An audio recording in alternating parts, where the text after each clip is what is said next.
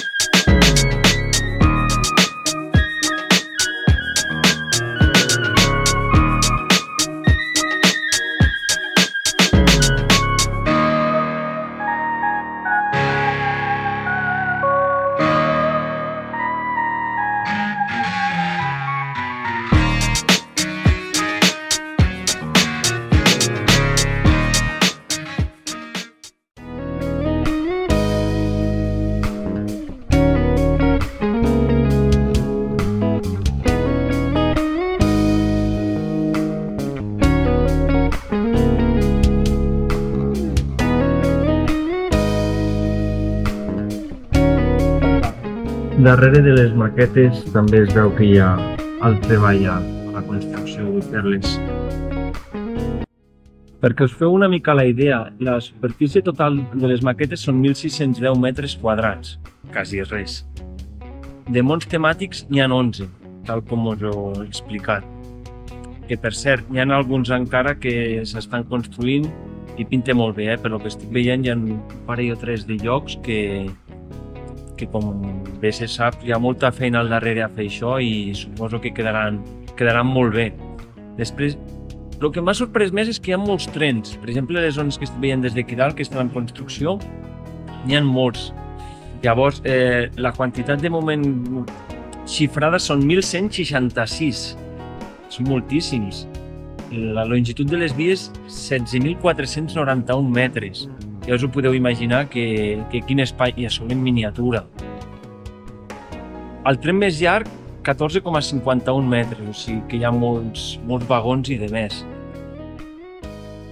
Interruptors, pots pitjar tants interruptors com vulguis, n'hi ha molts. Hi ha 55 computadores, o sigui, ja veureu que he estat al darrere de la central on han estat fent, bueno, que ho controlen tot, saps, en aquell moment. De llums, quasi 500.000. Alternen de dia i de nit, i diferents espectacles. O sigui, encara podríem dir que pots destinar el doble de temps perquè canvia molt del dia a la nit.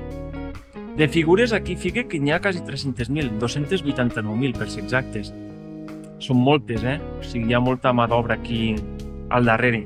D'arbres, 145.000.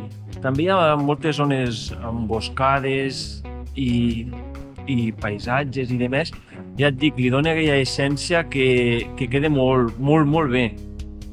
El que m'ha sorprès més és el temps de la construcció. I fica que més d'1 milió d'hores. O sigui, ja us ho podeu imaginar que la feina que hi ha al darrere val molt la pena.